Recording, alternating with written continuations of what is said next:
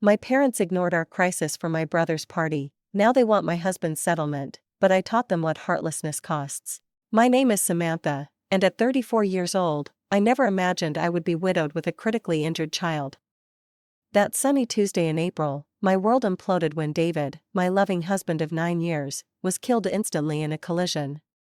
When I called my parents, sobbing that David was dead and our 7-year-old daughter, Lily, was in a coma, they said they were too busy at my brother Timothy's birthday celebration to come. Growing up in suburban Minneapolis, I always felt like an afterthought in my own family. My parents, Eleanor and Richard, made no secret that my brother Timothy was their pride and joy. 3 years younger than me, Timothy could do no wrong in their eyes. His mediocre report cards were celebrated, while my straight A's were expected. His little league games were family events, while my dance recitals were often attended by just one parent, if any. I remember my 10th birthday party being cancelled because Timothy had a mild cold. There was no rescheduling, just a small cake after dinner and a wrapped present that turned out to be a sweater 2 sizes too small.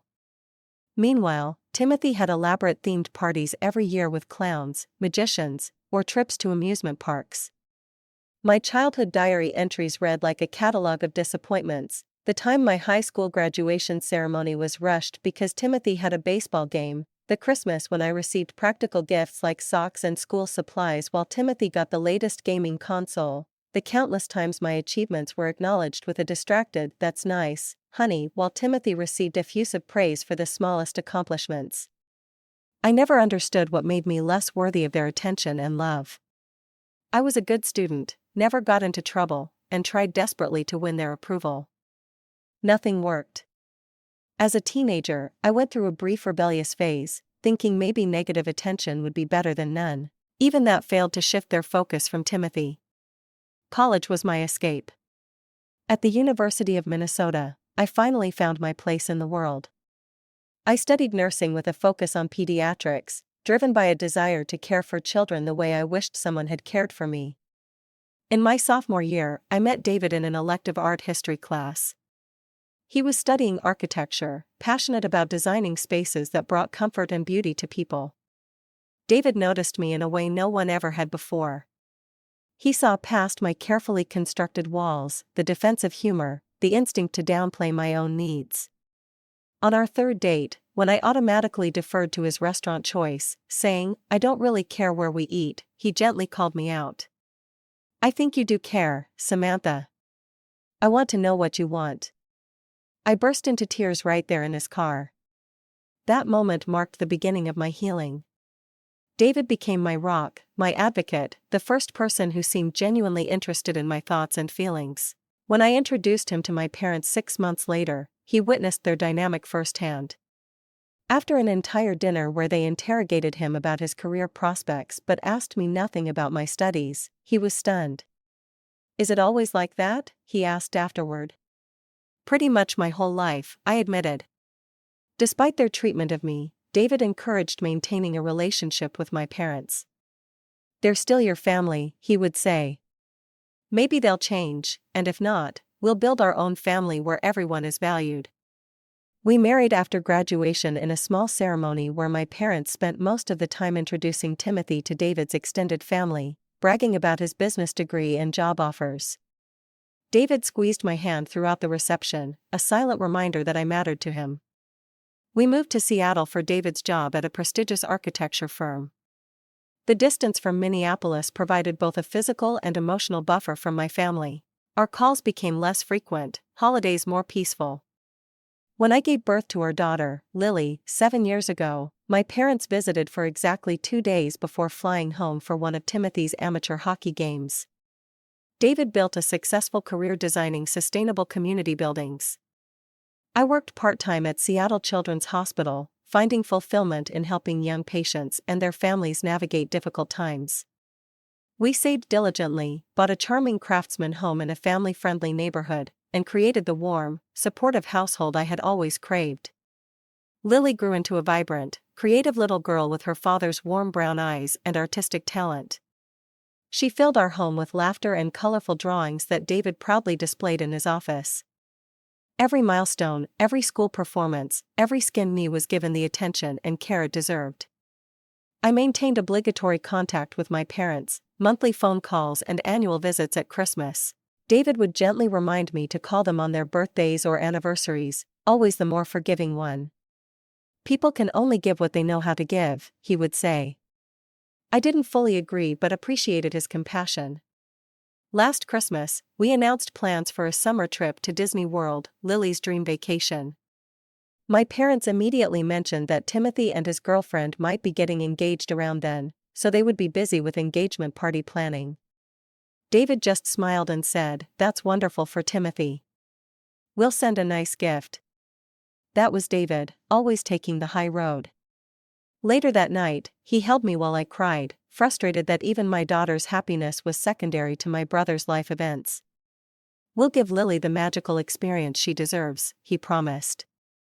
"Our family is strong because everyone in it is valued." We spent the next few months planning our Disney trip, researching rides appropriate for Lily's age and saving for special experiences like character breakfasts.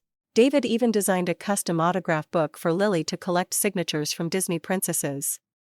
The trip was scheduled for June, just 2 months away. We had no idea that our family would be shattered before we ever got there. April 17th started like any ordinary Tuesday. David made blueberry pancakes for breakfast, his specialty that always made Lily giggle when he flipped them with exaggerated flair. I remember teasing him about getting pancake batter on his tie as he kissed me goodbye. Lily had draped herself around his legs, not wanting him to leave for work. "Be good for Mom and Mrs. Wilson today," he said, kneeling to hug her. "I'll be home for dinner, and we can work on your science project." "Promise?" Lily asked, holding out her pinky finger. "Pinky promise," he replied, linking his finger with hers. Those were the last words they ever exchanged. I replay them in my mind constantly, grateful at least for that final loving moment between them. I dropped Lily at our neighbor Mrs. Wilson's house, who watched her after school until I got home from my shift at the hospital. My workday was busy but routine, checking on patients, administering medications, consoling worried parents. The pediatric oncology ward where I worked was often emotionally draining but also rewarding when treatment succeeded or when I could bring comfort to families going through their darkest times. At 3:15 that afternoon, my supervisor came to find me with an unusual expression on her face. "Samantha, you need to come to the office right away," she said, her voice strained. "There's been an accident." My first thought was that Lily had been hurt at school, but the grave look in my supervisor's eyes told me it was worse than a playground incident. In the small conference room, the hospital chaplain was waiting alongside the head nurse. "There's been a serious car accident," the chaplain said gently. "Your husband and daughter were involved. An ambulance is bringing them here now." My mind struggled to make sense of the information. But Lily's at Mrs. Wilson's. David's at work. There must be some mistake. The head nurse shook her head.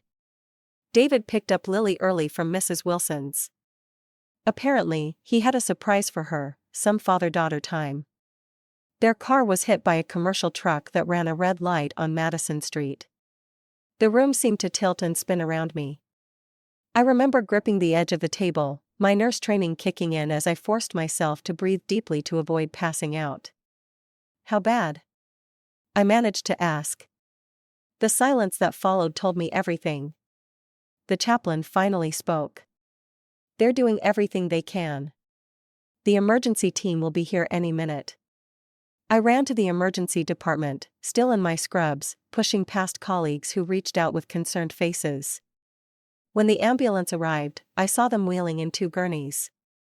The smaller one held Lily, her face obscured by an oxygen mask, her body frighteningly still.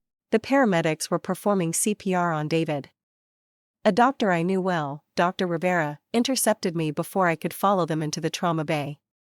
"Samantha, I'm so sorry," she said, her eyes filled with tears. "David didn't make it. The impact was on the driver's side. He died instantly." Her words hit me like physical blows. I doubled over, a primal wail escaping my throat that I didn't recognize as my own voice. But through my shock, one desperate thought emerged. Lily, I gasped. She's critical but alive. The trauma team is assessing her now. She has a severe head injury and internal bleeding. They're taking her straight to surgery. The next hours passed in a blur. I signed consent forms with a shaking hand. Colleagues I normally worked alongside now treated me with the gentle care reserved for families in crisis. Someone brought me water I couldn't drink. Someone else guided me to a private waiting area. At some point, I realized I needed to call my parents. Despite our strained relationship, they were Lily's grandparents and David's in-laws. This was the kind of moment when families were supposed to come together. Surely, they would drop everything for this. I dialed with trembling fingers, each ring increasing my anxiety. When my mother answered with a cheerful hello, I could hear party sounds in the background, laughter and music.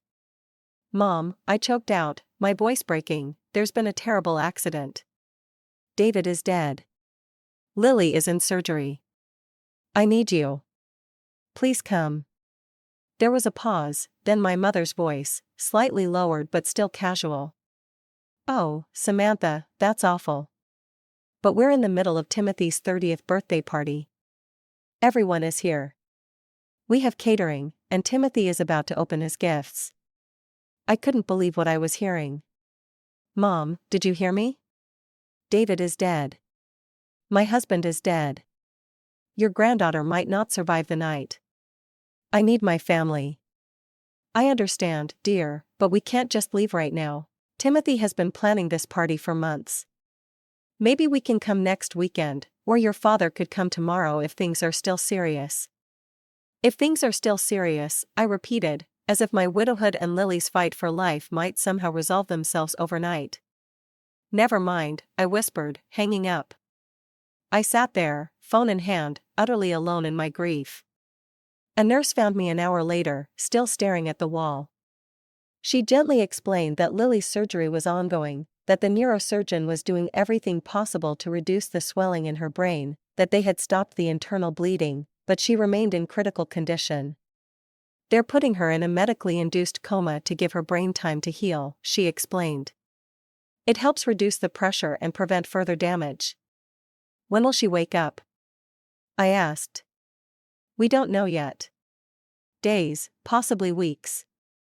Her injuries are very severe, Samantha."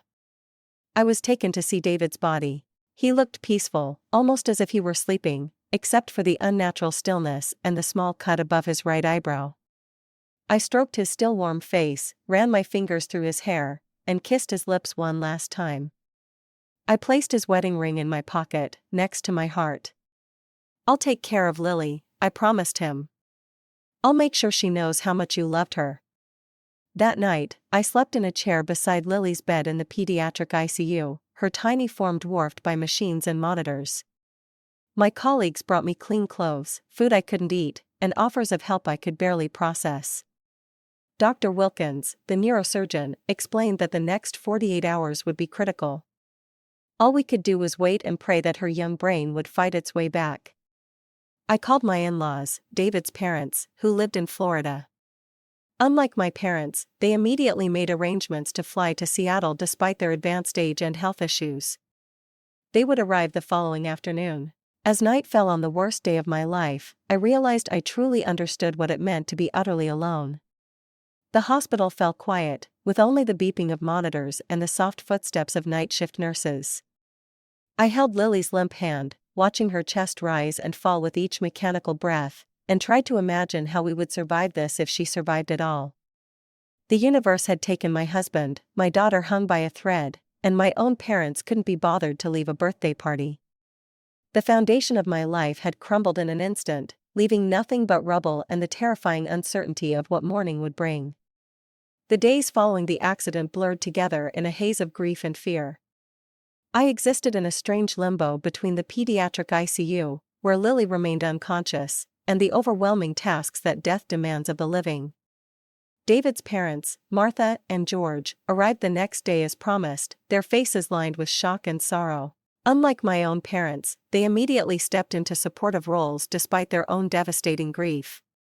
Martha sat with Lily while I met with funeral directors. George helped contact David's colleagues and friends. They brought me food, made sure I showered, and held me when the waves of grief became too powerful to bear alone. "Have your parents arrived yet?" Martha asked gently on the second day. "They're not coming," I said, the words still bitter in my mouth. Timothy's birthday party was more important. Martha's face registered shock, then a deep sadness. She squeezed my hand but said nothing, respecting my pain without adding judgment. Later, I overheard her telling George in hushed tones, "I can't imagine choosing a party over being here for her." Neither could I, and the wound of their absence cut deeper than I could express. A police officer came to the hospital to explain the accident details. The driver of the commercial truck had run a red light while texting. Traffic cameras had captured the entire incident.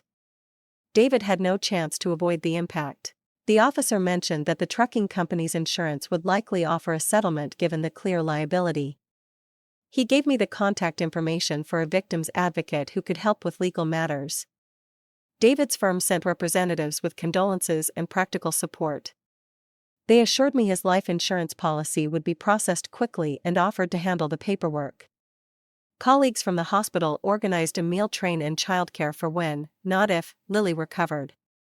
Friends I hadn't seen in months appeared with offers of help, their faces stricken with the uncomfortable helplessness that accompanies another's tragedy. My phone remained conspicuously silent from Minneapolis. No calls from my parents, no text messages asking about Lily's condition. The absence spoke volumes. Planning David's funeral while Lily's life hung in the balance felt surreal. How could I choose coffins and hymns when I didn't know if I would soon be planning a second, smaller funeral?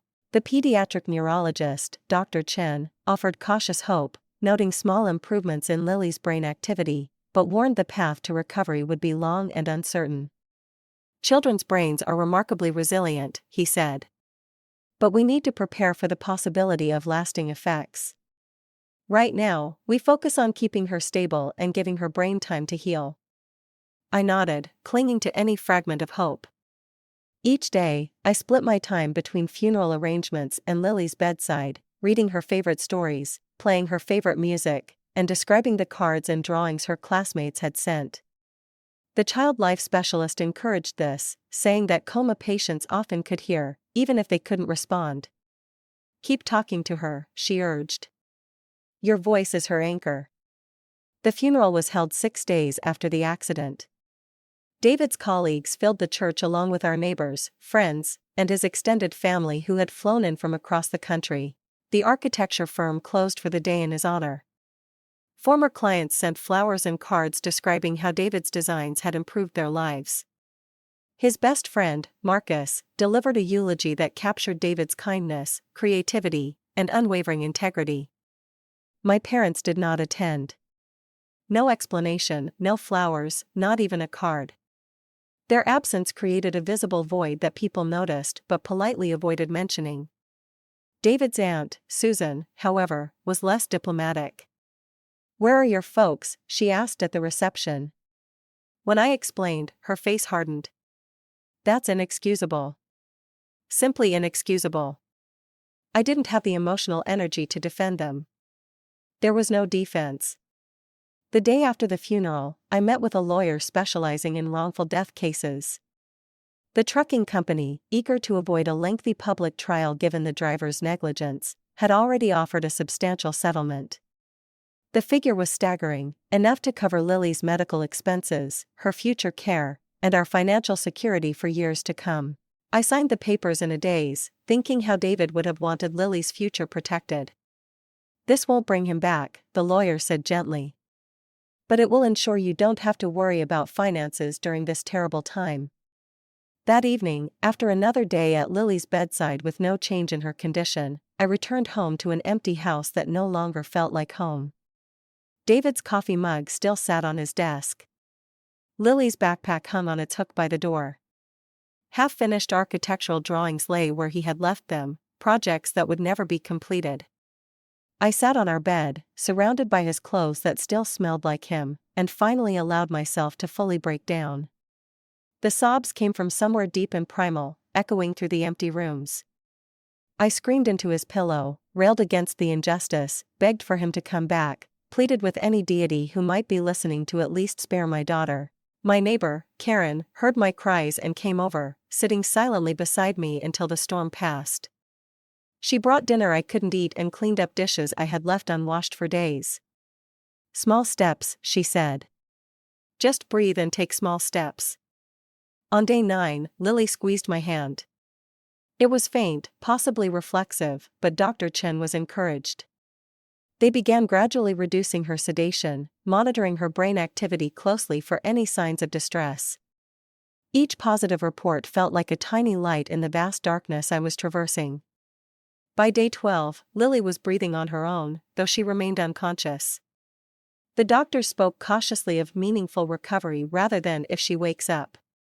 I clung to these subtle shifts in language like lifelines. Through it all, the silence from Minneapolis continued. No calls asking about Lily's condition, no offers of help, nothing. The childhood pattern of being overlooked had evolved into something far more painful in adulthood, a complete abandonment during the worst crisis of my life. Then, on day 14, everything changed. My phone rang with my parents' number. After 2 weeks of silence, they were finally reaching out. Despite everything, a small, childish part of me felt relieved. Perhaps they had realized the magnitude of their failure and were calling to make amends. I couldn't have been more wrong. The call from my parents was brief and oddly formal. My mother simply said they were in Seattle and would like to stop by my house that afternoon. No questions about Lily's condition, no expressions of sympathy, just a notification of their impending visit. I agreed, too emotionally exhausted to do otherwise. I left Lily's side for only the 3rd time since the accident, assuring her I would return quickly. David's mother, Martha, promised to stay with her and call immediately if there was any change. The drive home felt surreal, the spring sunshine and blooming cherry trees along my street an offensive contrast to the bleakness I carried within. When my parents' rental car pulled into the driveway, I watched from the living room window, trying to prepare myself emotionally. My father looked the same as always, his posture rigid, his face impassive. My mother fussed with her hair before exiting the car, more concerned with appearances than the gravity of the situation. I opened the door before they could knock, standing silently as they entered. No hugs were offered or expected. "Samantha, you look terrible," my mother said, eyeing my unwashed hair and the dark circles under my eyes. "Have you been sleeping at all?" "Not much," I replied flatly. Spending nights in a hospital chair while my daughter fights for her life isn't conducive to rest. My father cleared his throat uncomfortably. "Yes, well, we're very sorry about David. He was a good man." The words were correct but delivered with all the emotional depth of a grocery store sympathy card. No mention of their absence at the funeral. No explanation for the 2 weeks of silence. "How's the girl?" my mother asked, avoiding Lily's name as she often did, as if her granddaughter were a distant acquaintance. "Lily," I emphasized, "is still in a coma but showing small signs of improvement. The doctors are cautiously optimistic." "That's good," my father nodded. "Children are resilient." An awkward silence followed as we sat in the living room. My mother's eyes darted around, taking in the unwashed coffee cups and pile of mail on the side table. My father fidgeted with his wedding band, twisting it around his finger. "We heard about the settlement," he finally said, his voice shifting to the businesslike tone he typically reserved for financial discussions. I froze. "How did you hear about that?" "Margaret called us," my mother replied, referring to a distant cousin who worked at an insurance company. "She mentioned the trucking company offered a very generous sum. 7 figures, she heard. The fact that they were discussing my private financial matters with extended family while not bothering to call me directly sent a wave of nausea through me. "Margaret shouldn't have shared that information," I said coldly, "and it's not something I want to discuss." "Actually, that's why we came," my father continued, ignoring my discomfort. "We wanted to talk about the settlement and how it might benefit the family." "Benefit the family?" I repeated, not comprehending. My mother leaned forward. "We think, as your parents and Lily's grandparents, we should be entitled to a portion of the settlement. 50% would be fair, we believe. The words hung in the air like toxic gas.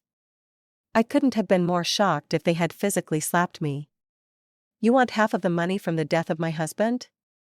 My voice sounded distant, as if someone else were speaking. It's not just about the money, my father said unconvincingly.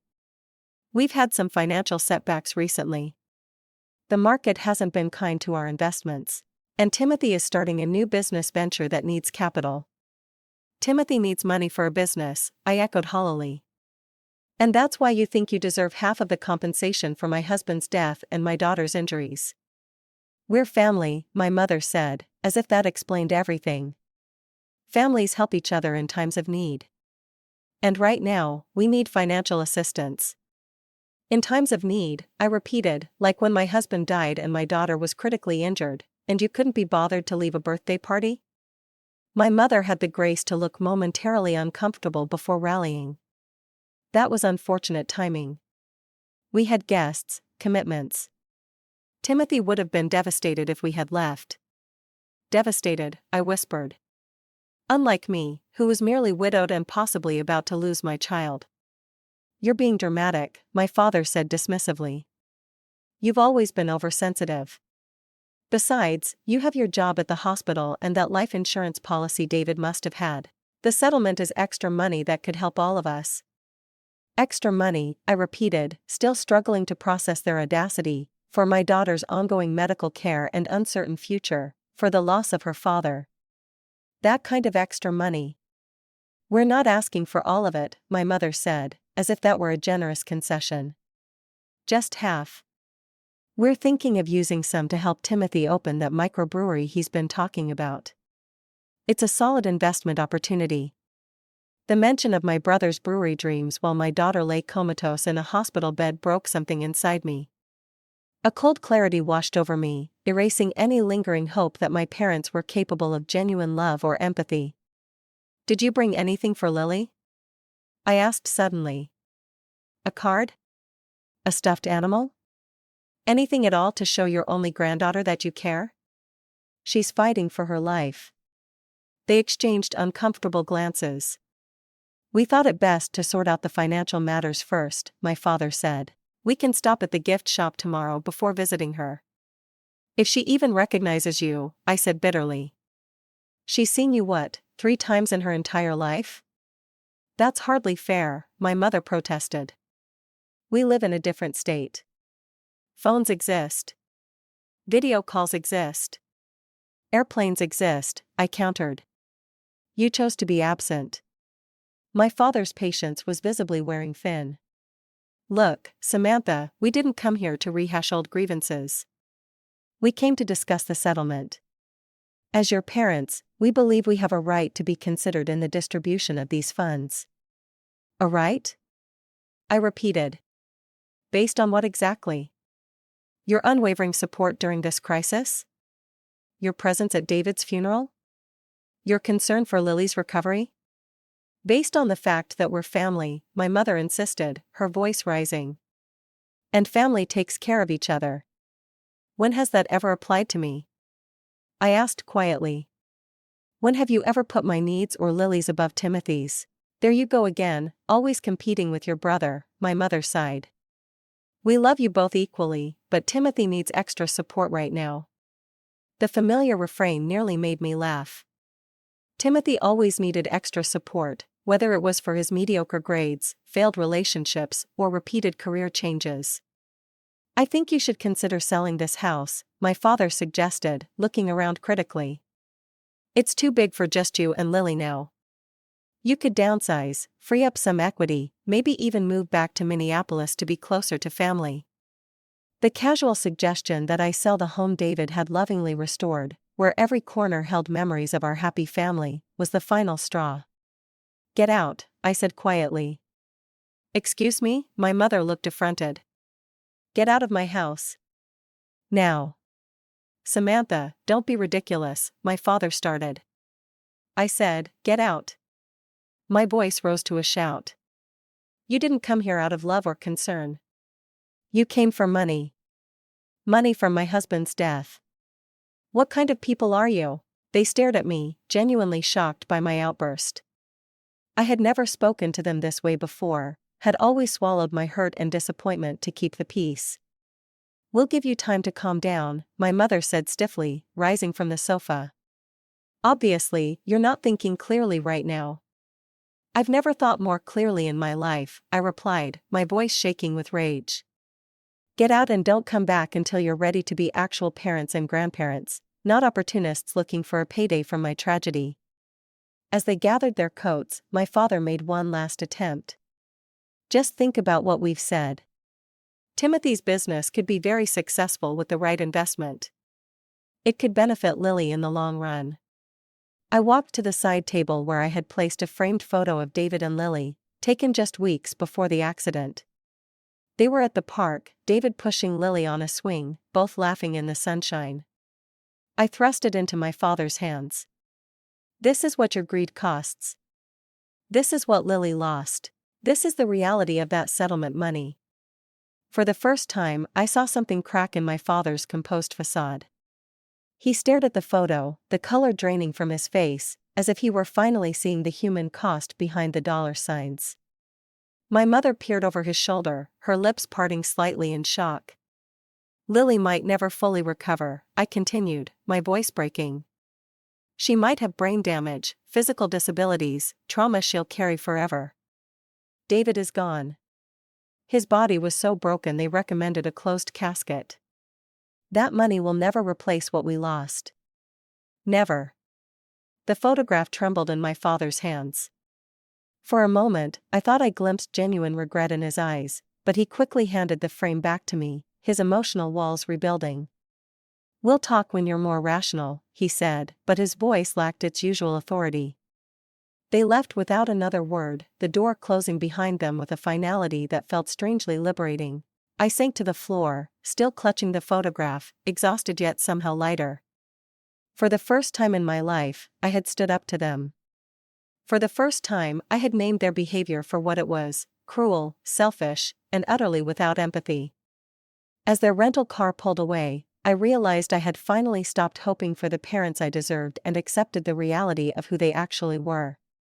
The knowledge was painful but freeing, like setting down a heavy burden I had carried my entire life. I needed to get back to Lily, to the hospital where people genuinely cared about us.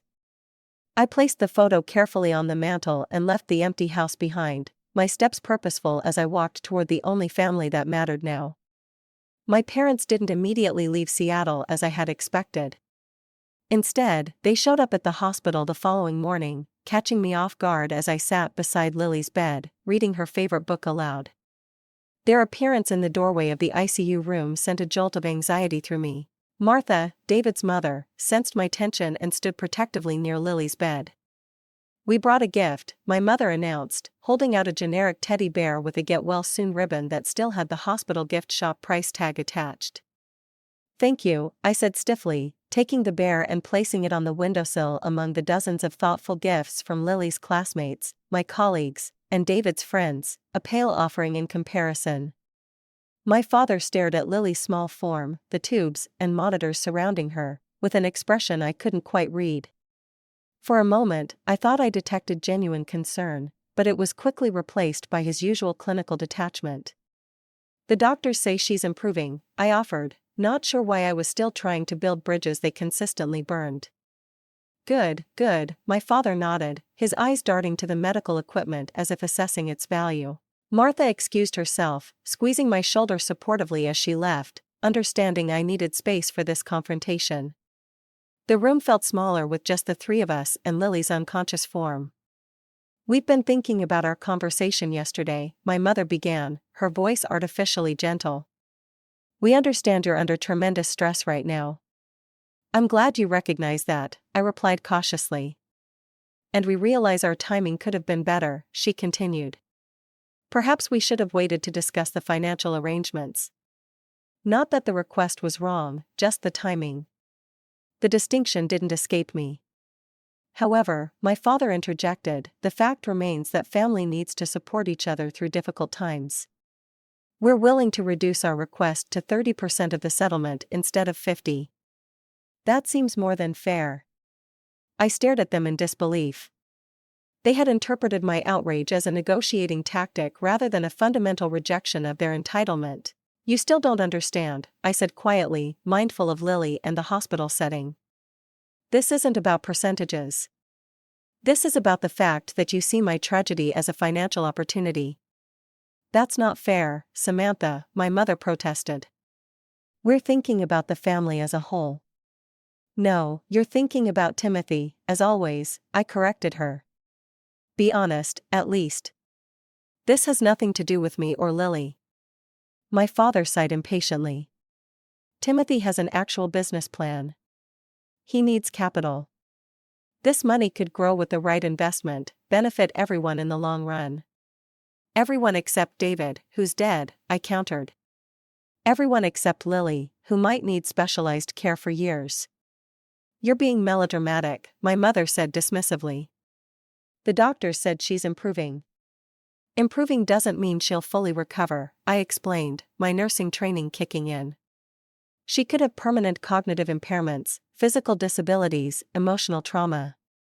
We don't know yet. Well, all the more reason to ensure the family has financial stability, my father countered, as if this strengthened his argument. If Timothy's business succeeds, we'd all benefit. I looked at Lily, her peaceful face betraying nothing of the battle her brain was fighting, and something crystallized within me. This moment wasn't just about the money or even their callous response to David's death. It was about a lifetime of conditional love, of never being enough, of always coming second to Timothy's needs and wants. I want to show you something, I said, pulling out my phone. I scrolled to photos taken the day after the accident, pictures I had taken for the wrongful death lawsuit, photos of David's car, crushed beyond recognition, photos of Lily immediately after surgery, her head shaved and bandaged, her tiny body connected to more tubes than seemed possible. Photos I hadn't shown anyone else because they were too painful, too private. I handed the phone to my father. This is what that settlement is for. This destruction, this pain. This is what happened while you were celebrating Timothy's birthday. My father's hands trembled as he scrolled through the images, my mother peering over his shoulder with a hand pressed to her mouth. The clinical hospital lighting cast harsh shadows on their faces, highlighting the shock I had finally managed to break through their self-absorption. My husband died instantly. The truck hit his side directly. The paramedic said he never felt pain, I said, my voice steady now, each word deliberate. Lily was thrown against her window so hard her skull fractured in 3 places. They had to remove a piece of her skull to relieve the pressure on her brain. That's what the settlement is for. I took back the phone and pulled up different photos, David at Lily's kindergarten graduation, beaming with pride, the 3 of us at Mount Rainier last summer, snow-capped peaks behind our smiling faces, David teaching Lily to ride a bike, his hand steadying her back, our last Christmas together, matching pajamas and sleepy morning smiles. And this is what we lost. This is what money cannot replace. This is what Lily will grow up without. My mother had tears in her eyes now, whether from genuine emotion or manipulation, I couldn't tell. My father looked away, focusing on the monitors above Lily's bed. We weren't asking for the entire settlement, he said, but his voice lacked conviction. Would you have come if there was no money involved? I asked directly. Would you be here right now if there was no settlement to claim a portion of? Their silence was answer enough. I've spent my entire life trying to earn your love, I continued, the words flowing now after decades of suppression. Working for straight A's, becoming a nurse, marrying a good man, giving you a grandchild, nothing was ever enough to match Timothy's mediocrity. That's not true, my mother protested weakly. It is, and we all know it, I insisted. When I called you sobbing that David was dead and Lily might die too, you chose a birthday party over supporting your daughter. That tells me everything I need to know about my place in your lives. My father shifted uncomfortably. That was a mistake, he admitted. We should have come immediately. Yes, you should have, I agreed. But you didn't. And now you're here with your hand out, wanting to profit from my loss. I looked at Lily, drawing strength from her quiet presence. I want you to leave now. I want you to go back to Minneapolis and really think about what kind of parents and grandparents you want to be, because right now, you're not welcome in our lives. You can't keep us from our granddaughter, my mother said, a note of panic in her voice. I can, and I will, if that's what it takes to protect her, I replied calmly. I won't let her grow up feeling like I did, constantly trying to earn conditional love that never comes. She deserves better. I deserved better. My father stood abruptly. You're upset. We understand that. We'll give you some time to think more rationally about this situation. I'm thinking perfectly rationally, I assured him. For the first time in my life, I see our family dynamic with complete clarity, and I'm choosing to break the cycle. What does that mean? My mother asked, her voice small. It means I'm no longer available for the role I've always played, the understanding daughter who accepts less than she deserves. It means Lily and I are a package deal, and access to her requires genuine love and respect for both of us. It means Timothy's needs don't automatically outrank ours. I stood up, physically positioning myself between them and Lily's bed in a protective stance that was both literal and symbolic. You have a choice to make, I told them. You can leave here and continue as you always have, prioritizing Timothy and treating me as an afterthought, or you can do the hard work of examining your behavior and making real changes. But either way, you'll get exactly 0% of the settlement. This isn't how we raised you to speak to us, my father said, his face flushing with anger. No, you raised me to accept crumbs and be grateful for them. I'm not doing that anymore.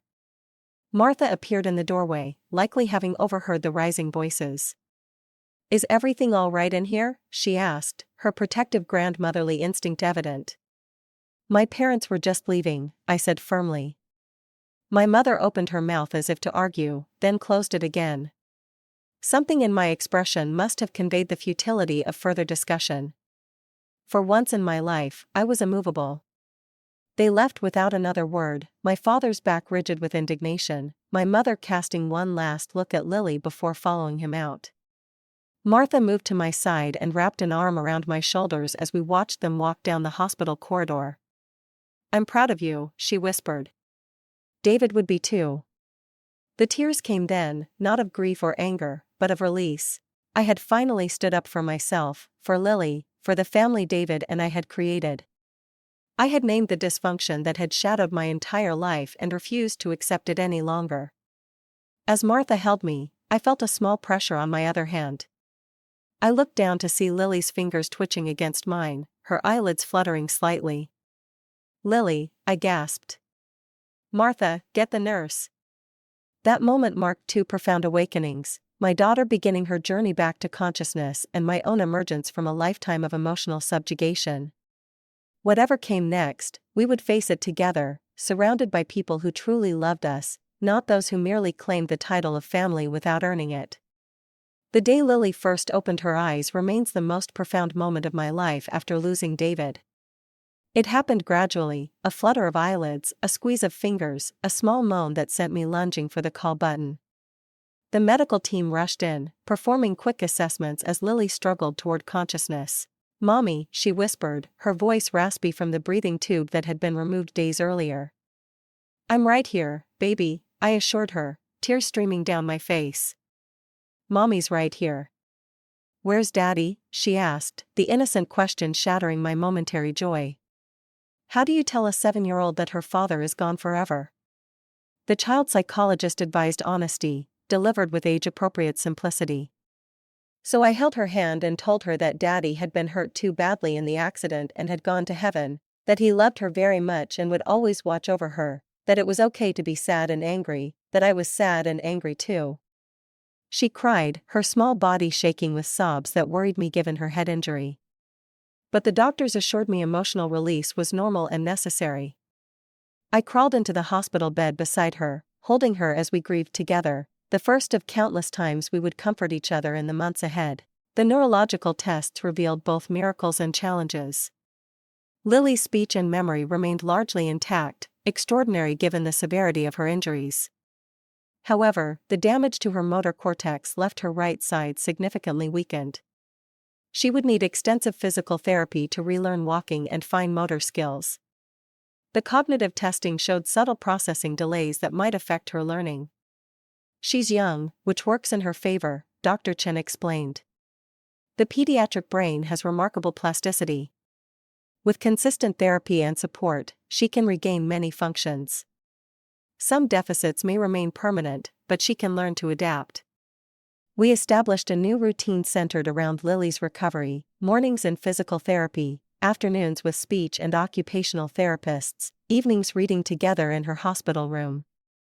David's parents returned to Florida but called daily, sending care packages and arranging for relatives to visit. My colleagues rotated shifts to sit with Lily when I needed to handle funeral paperwork, insurance claims, and the growing mountain of medical bills. The settlement from the trucking company was processed with unexpected speed, the company eager to avoid negative publicity. The insurance agent who delivered the check looked uncomfortable, aware that no amount of money could compensate for our losses. Still, the financial security it provided removed one significant stressor, allowing me to take an extended leave of absence from work to focus on Lily's recovery. My parents made no further attempts to contact us after our confrontation. No calls, no cards for Lily, no acknowledgement of the boundaries I had established. Their silence was both painful and liberating, the final confirmation that their love had always been conditional, available only when convenient or beneficial to them. Timothy, however, called a month after Lily woke up. His voice was hesitant, almost sheepish. "Mom and Dad told me what happened," he said, "about David and Lily, and about, well, them asking for money." "Did they tell you they chose your birthday party over coming when David died?" I asked, unable to keep the bitterness from my voice. His pause told me they had omitted that detail. "No, they didn't mention that part." "Jesus, Samantha, I'm so sorry. If I had known, I would have told them to go." For the first time, I heard what sounded like genuine regret in my brother's voice. It occurred to me that Timothy, for all his privilege in our family dynamic, was also a product of our parents' dysfunction. "It's not your fault," I said finally. "You didn't create the situation. Still, I should have called sooner. I just didn't know what to say." "There's nothing anyone can say that fixes this," I acknowledged. "But showing up helps. Acknowledging the loss helps." "How's Lily doing?" he asked. I gave him an honest update on her condition, the challenges ahead, the small victories we celebrated. He listened without interrupting, without offering empty platitudes. When I finished, he cleared his throat awkwardly. "Listen, about that brewery thing, I want you to know I never asked them to get money from you. That was their idea, not mine. I'd never want money from something so awful." "I believe you," I said, surprised to find I actually did. Timothy had been spoiled and favored, but he had never been intentionally cruel. "Can I maybe send Lily something? A gift or a card or whatever might help." "She'd like that," I agreed. "She's especially enjoying art therapy right now. Anything creative would be welcome." 2 weeks later, a large package arrived containing a complete set of professional quality art supplies, a dozen how-to-draw books for kids, and a handwritten card from Timothy expressing love for his niece. It was more thoughtfulness than I had expected from my brother, a small bridge extending across the family chasm. Lily came home after 2 months in the hospital, our house modified to accommodate her wheelchair and the equipment for her ongoing therapy. The transition was challenging for both of us. The empty space where David should have been felt more acute at home among his belongings, his projects, his presence that lingered in every room. Lily had nightmares, crying out for her father. I would hold her through the night, my own tears mingling with hers. Friends and neighbors rallied around us with practical support. Karen, next door, installed a ramp over our front steps. Marcus, David's best friend, finished the treehouse David had been building for Lily, adapting it to be accessible when she grew stronger. My hospital colleagues organized a rotation to help with Lily's therapy exercises and medical needs. The settlement money allowed me to hire specialized therapists who came to our home, reducing the exhausting trips to outpatient facilities. I established a trust fund for Lily's future medical needs and education, ensuring she would always have financial security regardless of her abilities. Some went toward adapting our home with wider doorways, a roll-in shower, and other accessible features. 6 months after the accident, Lily took her first unassisted steps in physical therapy, a wobbly but determined journey across the padded mat. The video I captured of that moment became my most treasured possession, her face lighting up with triumph as the therapist cheered. That night, I sat beside her bed long after she fell asleep, telling David's photo about her accomplishment, certain that somehow he knew. A year passed, marked by painful firsts: the first Christmas without David, the first of Lily's school performances he would never see, his birthday spent at the cemetery with flowers and quiet tears. We established new traditions to honor his memory: an annual picnic at his favorite park, a Christmas ornament selected each year to represent him. I kept his architectural awards displayed prominently, showing Lily photos of the buildings he had designed around Seattle. "Your daddy helped build our city," I would tell her. "His work makes people's lives better every day." Timothy visited twice that year, awkward but genuine in his efforts to build a relationship with Lily. He never mentioned our parents during these visits, though I knew they must ask about us. He brought thoughtful gifts for Lily and, once, unexpectedly, a framed architectural drawing of David's that he had tracked down from a former colleague, a gesture that moved me to tears. My parents made one attempt at contact, a formal email suggesting a fresh start now that emotions had settled. The message made no mention of their previous behavior, no acknowledgement of hurt caused, no real apology. I responded simply that I remained open to a relationship based on respect and genuine care, but that required accountability for past actions. They never replied. Lily's recovery progressed in fits and starts. Her right leg remained weaker than her left, requiring a brace for stability. Her fine motor skills improved enough to return to drawing, though her once precise lines were now somewhat shaky. Cognitive testing showed processing delays that qualified her for an individualized education plan at school. Each challenge was met with determination, her resilience a daily inspiration. "She's so much like David," Martha commented during one of her visits. That same quiet stubbornness, that refusal to give up. It was true. Lily had inherited her father's tenacity along with his warm brown eyes and creative spirit. Watching her push through difficult therapy sessions, I saw David's determination reflected in her small face. It was both comforting and heartbreaking.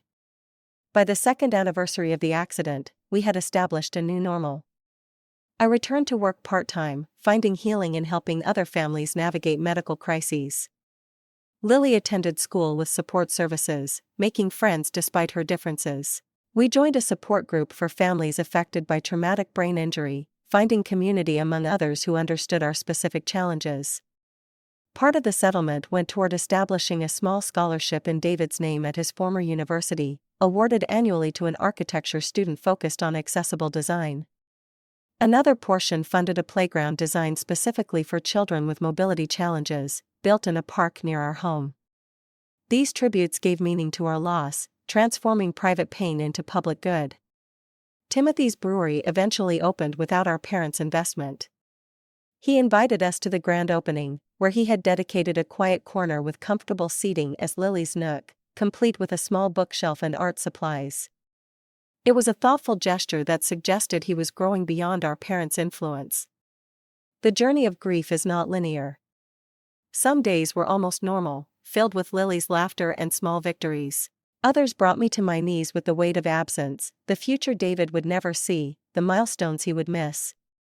I learned to make space for both realities, to hold joy and sorrow simultaneously, to parent through my pain. And always, I remembered the moment I finally stood up for myself in that hospital room, refusing to accept less than we deserved. That moment of clarity, painful as it was, had freed me from a lifetime of seeking approval that would never come. In losing David, I had found a strength I never knew I possessed, a fierce protectiveness that would ensure Lily grew up knowing her worth was never in question.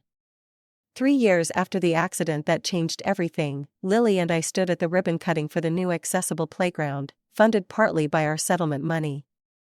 At 10 years old, Lily still walked with a slight limp and wore a brace on her right leg for longer activities, but she had defied many of the early cautious prognoses. Her cognitive delays remained, requiring extra time for processing information and special accommodations at school. But her artistic talent had flourished, her drawings now hanging in a local pediatric therapy center. "Daddy would love this place," she said, surveying the playground designed to accommodate children of all abilities.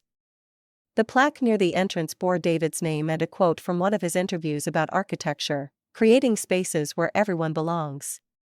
Yes, he really would, I agreed, watching as Lily's physical therapist, Lisa, helped her navigate the adaptive swing set designed specifically for children with mobility challenges. The 3 years since losing David had transformed us both. Grief had carved new channels through our lives, reshaping our identities and relationships. The pain never disappeared entirely, but it had evolved from the raw, consuming agony of those early days into something more manageable, a companion rather than a destroyer. My relationship with my parents remained distant and formal. After their initial silence following our confrontation, they eventually sent a carefully worded letter expressing regret for any misunderstandings, but stopping short of a genuine apology. I responded with clear boundaries. They were welcome to be part of Lily's life if they could demonstrate consistent, unconditional care for both of us. Our interactions now consisted of birthday cards, occasional phone calls, and brief, supervised visits once or twice a year. These visits were civil but lacking warmth, my parents seemingly unsure how to relate to us without their familiar patterns of favoritism and emotional manipulation. They never again mentioned the settlement money, though I sometimes caught my father eyeing our home improvements with calculating glances. Timothy, surprisingly, had become a more genuine presence in our lives. Free from the competitive dynamic our parents had fostered, we developed a relationship based on mutual respect rather than rivalry. His brewery featured a wall of Lily's artwork, and he had become a reliable uncle, remembering her school events and celebrating her therapy milestones. "I think losing David made me realize what actually matters," he confided during one visit. "Mom and Dad are still the same, always focused on appearances and achievements. But you and Lily showed me there's more to family than that." The settlement money, which had caused such conflict, had been carefully managed to secure Lily's future. A trust fund would cover her ongoing medical needs and education, including college if she chose that path. The accessible modifications to our home had made daily life easier as she progressed from wheelchair to walker to occasional independent walking. A portion had been set aside for potential future surgeries that might improve her mobility as she grew. Beyond our immediate needs, the settlement had allowed us to create meaningful legacies in David's memory. The architecture scholarship at his alma mater had already supported 5 promising students. The accessible playground provided inclusion for children previously sidelined by traditional equipment. These tangible contributions to the world felt like extensions of David's compassionate spirit. My own healing journey had been nonlinear, filled with unexpected triggers and breakthroughs. In the second year after his death, I joined a grief support group and finally allowed myself to process the anger I had suppressed, not just at the truck driver who took David's life, but at my parents for their lifelong emotional neglect. The validation from others who understood complex family dynamics was transformative. "Family is who shows up" became my mantra, a simple truth learned through painful experience. And people had shown up for us in extraordinary ways. Martha and George, despite their advanced age and health challenges, visited regularly and called Lily weekly. My hospital colleagues had organized meal trains during Lily's recovery. David's architectural firm had established a paid internship in his name and continued to include us in company events. Our neighbors had become extended family, helping with everything from yard work to emergency childcare. These connections formed a tapestry of support far stronger than the fragile threads that had bound me to my parents. I had stopped trying to earn love from those incapable of giving it freely and instead embraced the genuine care offered by our chosen family.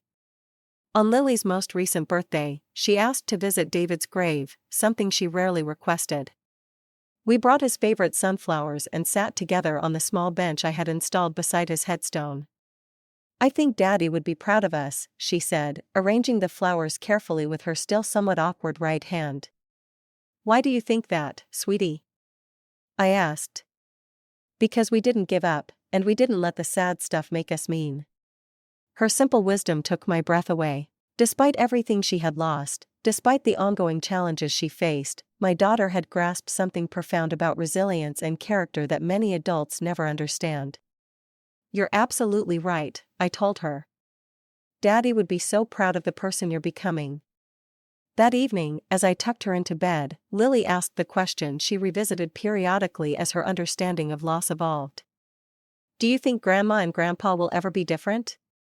I considered my answer carefully, balancing honesty with hope. People can change if they truly want to, but it's very hard to change patterns that have existed for a long time. What matters is that we know our own worth, whether they see it or not. She nodded thoughtfully. "I'm glad Uncle Timothy changed." "Me too, sweetie. And I'm glad we have Martha and George and Lisa and Marcus and everyone who helps us. Our chosen family," I smiled, kissing her forehead. "Our real family," she corrected sleepily.